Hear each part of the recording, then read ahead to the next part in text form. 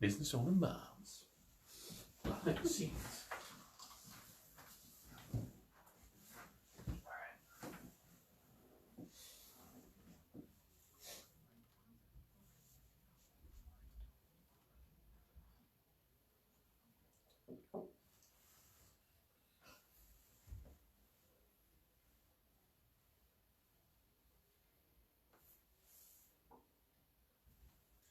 Hello and welcome to Time for Success Business Owner Moms Edition, and this is the show where we dive into what it's like to try to balance all aspects of life. What does success even really mean to us, and what are the trials and tribulations along the way? What are people's stories, identifying with real life people in all stages of life and business? And this is Matt Barbie, your host, and I work with business owners every day, trying to help them to create the business that gives them the life that they've always dreamed of for themselves and for their family. What do those people and processes look like? How do you create raving fans, all that stuff. And one thing that is pretty much a challenge day in, day out for most business owners is the numbers. Don't turn it off yet. I know numbers, some people they just immediately want to shut off and turn the channel or whatever, but the numbers are real. All right, well, they need to be real. If you don't know your numbers, if you don't have good financial controls of your business, it's gonna be rough. You'll never be able to make good informed decisions. And so we've got a special guest who's gonna really dig into some of that stuff for us today. So we've got Kimberly Ferguson of Emerald Expectations Accounting. Hello, Kimberly. Hey Matt, how are you? I'm doing great. How about you? Is it alright if I call you Kim? Yeah, that's fine. All right. What about Burley? I mean, honestly, that's what my stepfather called me. Shut so, you know what? Either way. Really? That's funny. All right. Was it funny or was it rude? No, it was funny. Although when I was little, I didn't get it, and I was like, I don't want to be called a big burly man. Right, so right. It was kind of confusing when I was small, but as I got older, it was affectionate. I think it's in the inflection, Burley, right? Kimberly, right? Mm-hmm. Now, if it's Burley, yeah, that's one thing. But if it's Burley, it's different. Was it Burley or Burley? It depended on his mood. So, Okay, fair. I don't know. Maybe I should have taken it 2 different ways each way. So. Yeah, I guess. I don't know. So, well, thanks for being on the show today. Yeah, sure. Appreciate you being on here. No So Emerald Expectations Accounting. Tell everybody a little bit more about what you do. So we are kind of an all-inclusive solution for small business owners. So we do bookkeeping, we do taxes and payroll. We kind of just do all of it. So we kind of want to just be that one-stop shop for small business owners, keep you informed on everything, process everything, and help you with your taxes too. So. Awesome. So when you say one-stop shop, are you specifically talking about the numbers? Or are you going to build them a website? Are you going to help them with HR management issues? Yeah, so actually right now we're just accounting, but we are working on the processes of connecting with another company that is going to be doing all of the other stuff. So they're actually a virtual assisting company. Okay. So they do Very cool. calendar management and building your website, logo, all of that other kind of stuff that does kind of go hand in hand. Very nice. All right. So tell the audience a little bit more about your family. Your husband works actually in the business with you, right? Yeah, we are actually partners in the company, and so he is actually an artist by choice. Interesting. And, so when I was like, "Hey, let's do an accounting firm," it wasn't his first reaction to go, "Yeah," but he's very detail oriented, so it just kind of comes naturally to him. Yeah. So that was fun, but we kind of had the conversation of, do we want to still have the freedom that comes with owning your own business? Yeah. Because it's hard to have that when one of you owns a business and the other one has a 9-to-5 W-2 job. So we kind of had to come to the decision of doing it together. So it's been a lot of fun, but obviously it has its challenges too. So. Yeah. Well, I mean, good marriage typically does have that balance, right? Definitely. But you're probably, so I guess in that relationship, you got one that's a little bit more artistic, right-brained, if you will. Are you the more left-brained in one? I am, but we always tease each other that he's the most logical, artistic person that I know. And I'm the most artistic, logical person that he knows. Okay. So we work very well hand in hand in that, I'll say for sure. That's awesome. Yeah. So you probably could help each other kind of get more in the center, right? Because balance each other out, right? Yeah. Well, what's funny though is that I'm definitely more of the big dreamer, so I'm like, oh yeah, let's shoot for the stars, and he's like, maybe like pull it back a little bit, you know. Really? We have to be realistic here. Yeah, you know? yeah. So it's kind of funny because I'm the enrolled agent. I have all the tax certifications and stuff, but he's definitely the one that tries to keep me grounded. So it's funny. Yeah, it's pretty entertaining. Well, sometimes I found though that can kind of shift back and forth, right? I mean, has he ever had like big dreams of kind of where he wants to take his art or something like that? Sure, and you've kind of helped him to put the realistic path in place or something like that? Yeah, and then, it kind of flops back and forth too. It's kind of like in his art, he'll have, big dreams, and then all of a sudden he'll start to pull back and be like, well, maybe I'm charging too much, or maybe I'm doing this, and I'm like, no, build it up, Right, charge twice as much. Right, so it's kind of, we kind of go back and forth actually in both, so it's kind of interesting. Yeah. Well, actually, on the morning show that I was doing earlier today, we were looking at a page it's called Hush Hush, it's for millionaires, and they're buying, and there was a little wire, like giraffe thing. It was made out of iron, I guess, actually, and it was like a 2-dimensional thing, but it was like $11,000. So, if he, so yeah, he probably could get more for his art. Yeah. But I work with small business owners, helping them to, like I said before, create a business that gives them the profits and the time and all that stuff. But time and time again, the numbers, we struggle with the numbers. Business owners struggle with the numbers. So why is what's the point of a budget? Like, why, right? Right. Well, I mean, if you are a millionaire, billionaire, then maybe a budget is not as important. But when you're living on a semi-fixed budget, then I do think it's very valuable for you to say, this is how much we're going to spend on this. Yeah. And what it really does is it allows you to have freedom. And so you give yourself a budget of, $500, $1,000 each month for whatever it is you need, then that allows you to have the freedoms to actually do the things that you like to do too. Yeah. So having a fixed budget for, advertising or something like that, it actually gives you the freedom to go out and do things like where you have lunch with someone or something like that, because that's in the budget that I can go out and do that. So it actually gives you more freedom, where most people see it as sort of a restrictive thing. Right, right. I typically explain it to my clients it's a plan for how to spend your money, right? And things ebb and flow and go up and down, but as we get more refined about understanding our numbers, we work that into the budget. Right. Definitely. Right? Yeah, I agree. And so it's just simply a plan, but I love what you're saying there about how it actually gives more freedom. Yeah. I think a lot of business owners struggle with, am I going to have enough money to pay the bills? Right. And what's that going to look like? They don't understand the cash flow. Right. Might not even understand what cash flow really means. Right.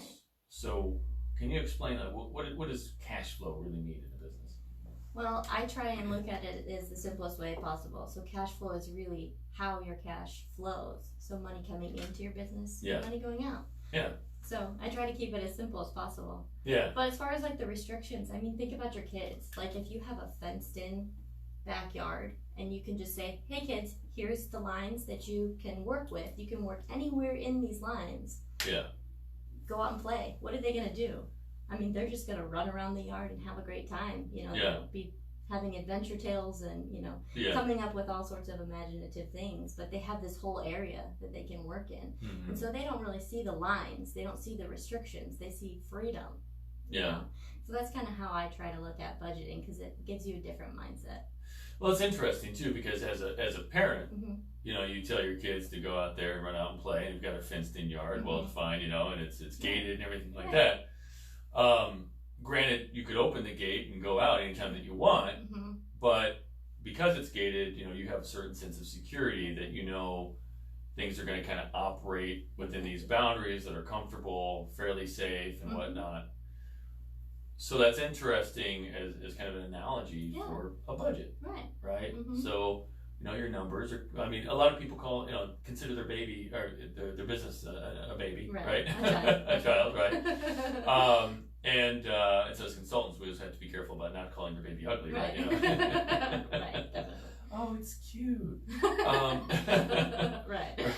But yeah, if you kind of consider all those little, like all the little dollars in your business as all your little children, you're like, no, just we got to operate in this little gated area, this fenced in area, and you know, when we play nice here, everything's safe and good, and then and then of course you plan for like extravagant things, like okay, we're gonna go to the park today. Exactly. So yeah, and when you have to, you know, buy those bigger things, like if you have to buy a new car or if you have to buy some new equipment for your business, then you just kind of can bring that fence in a little bit so that there's that little extra space on the side of your porch or something that is just kind of restricted zone for right now. Yeah. And you know, it's not like that small portion between your house and your fence, like that is not huge. It's not going to feel super restrictive where you have all this other space that you can still work in.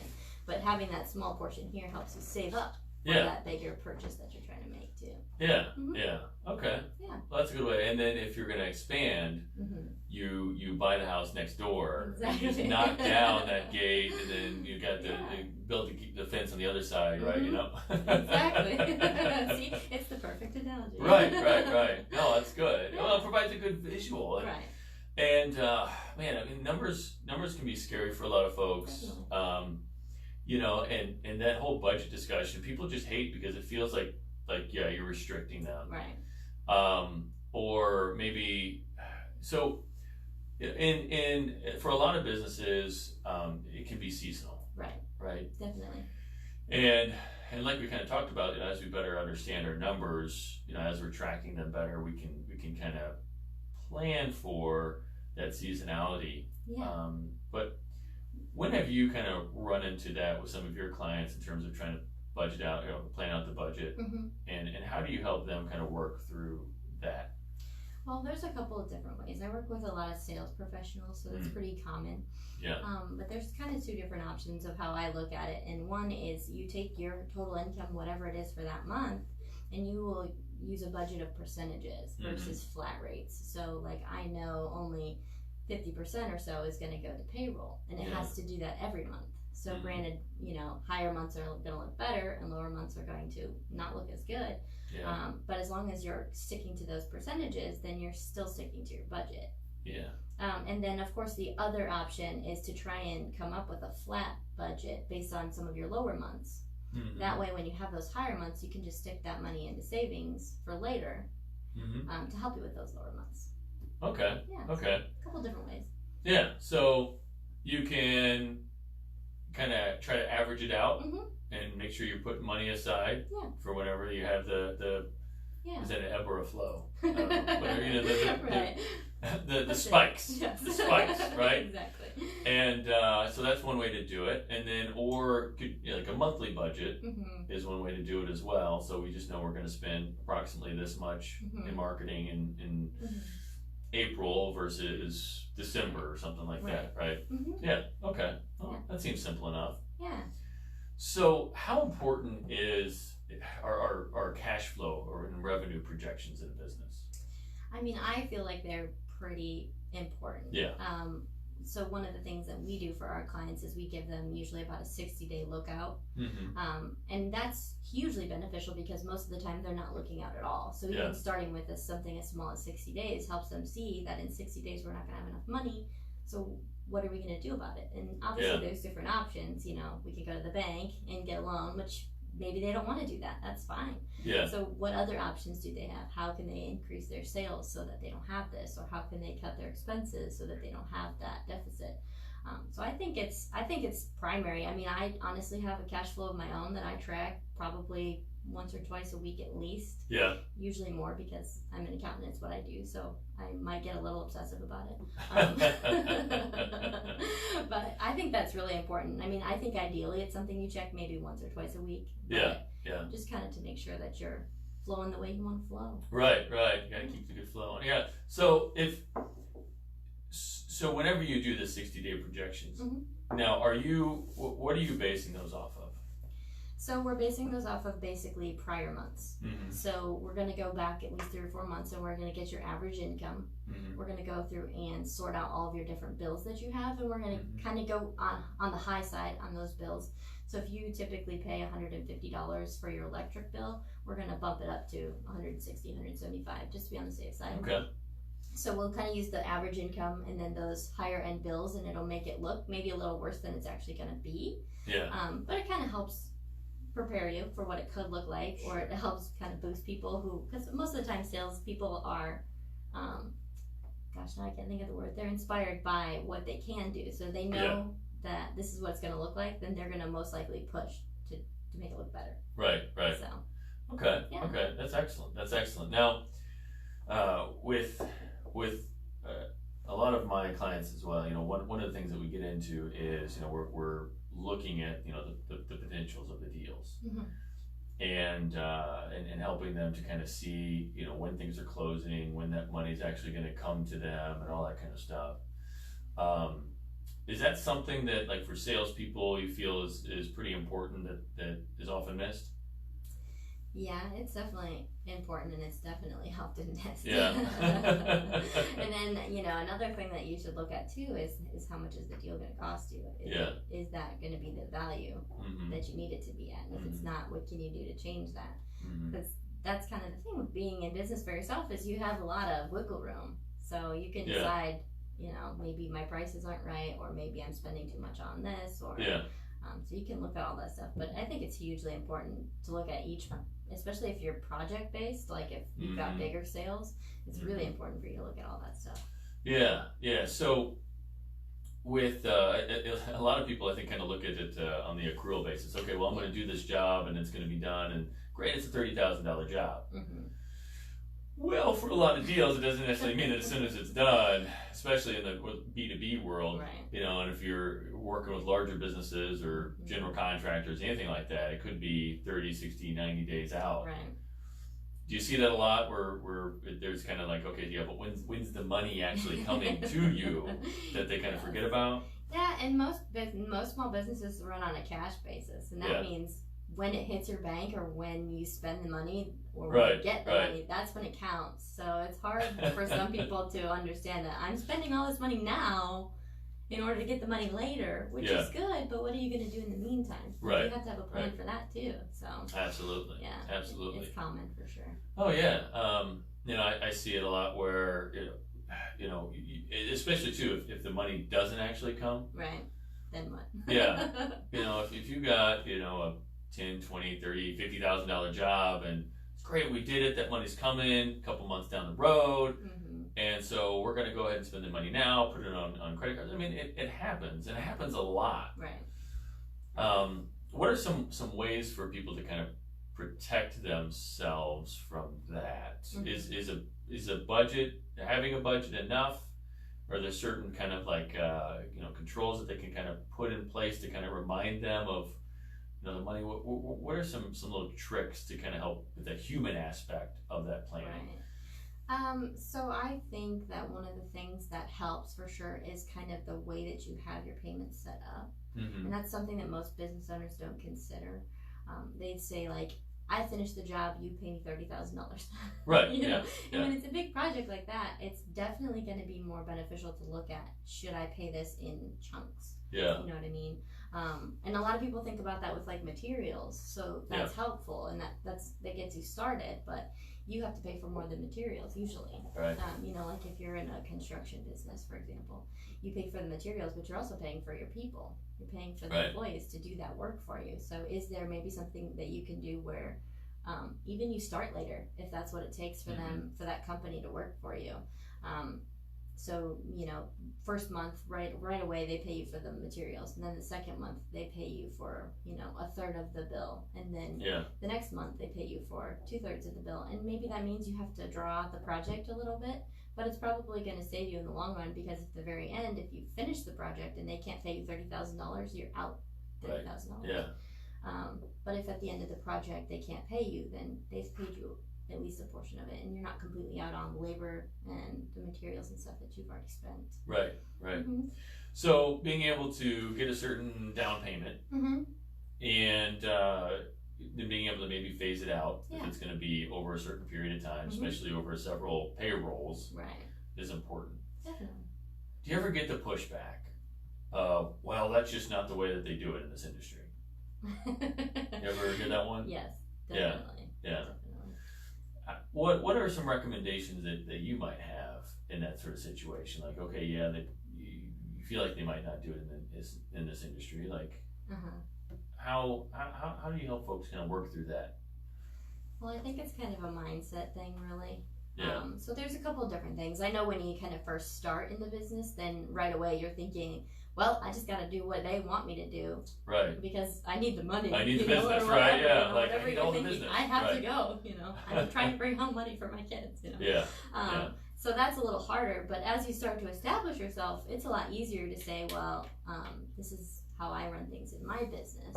Yeah. And if that doesn't work for you, then that's okay. But maybe you just aren't a good fit for each other. But in the meantime, while you're trying to work up to that, maybe you could try and meet them halfway. Maybe they can bring their deadline up a little bit and you can move yours back a little bit. Yeah. So even just moving it in the middle, I think is a huge help because a lot of people are more flexible than they say they are. Yeah. Yeah. So, if you just bring it up and you try and work with them, like, well, this is how we do it in our company, but I understand that you don't pay for 30 days, so maybe we can come in the middle and, we can pay in 15 days or negotiate something like a little bit. Yeah. Yeah. Yeah. One thing that I think helps folks is if they are working hard to have a steady pipeline, right? Right. You see that a lot where it's kind of like I call it like the revenue roller coaster. Yeah. Right? You ever see that where it's kind of like they go and they chase the leads and the sales and all that stuff and they get them, and they forgot to keep filling that, and so they do the work. Yeah.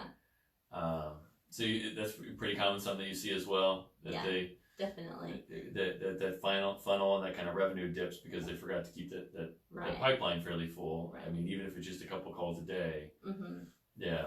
So. Yeah, I see that a lot, and the only times you really don't see that is when the owner or they have somebody who can actually do that as their job.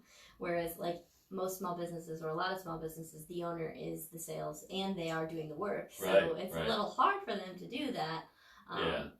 So I definitely see that a lot, and it's kind of one of those things where it's like, do you set aside time to make a couple phone calls? Yeah. Or do you do the work that you're currently getting paid for? And that's the struggle of all business owners. But, right. It's just a decision that you kind of have to make, and which one's going to be more important for you in the long run. It's tough. Yeah, it's tough. I mean, especially if the job's going to be something enough to where it'll carry them for a couple months or something like that while they're working on the next project or something like that. But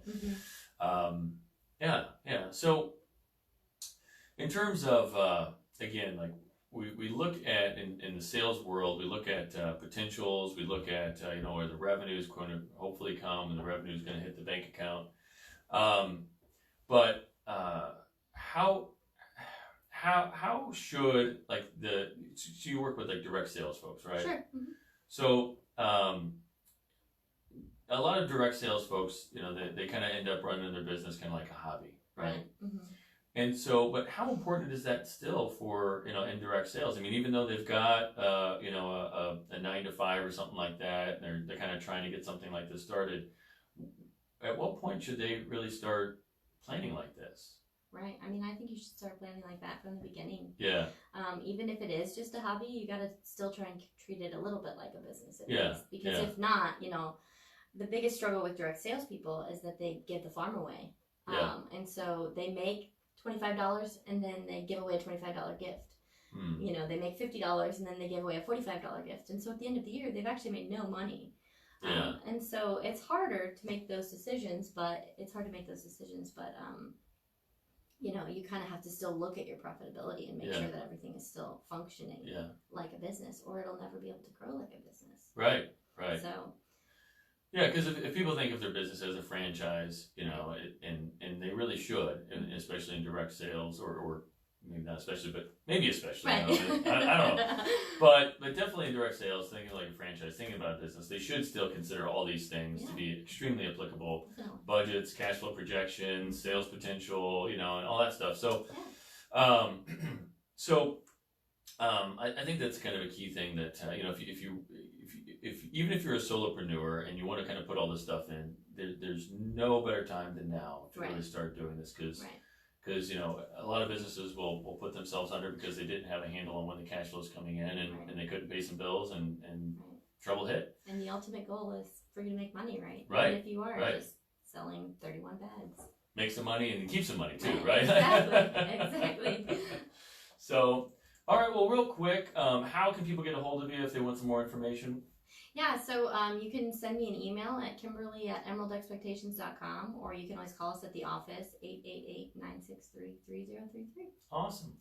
Well, thank you so much for being on the show today. Yeah, thanks for having me. Man, I think that we hit on some stuff that I hope people actually really take the time to really listen to and start applying because, again, if you don't have good financial controls in your business, you can't make good decisions. Exactly. Right? You can't make informed decisions about what's best. So this has been Time for Success Business Owner Moms Edition. This has been your host, Matt Barbie, with Kimberly with Emerald Expectations Accounting. And again, if you want a successful business that's going to give you and your family the life that you dream of, please reach out at 314-441-5423. Thanks a bunch. All right. Thanks for watching the show. Hey. Hey, Tracy.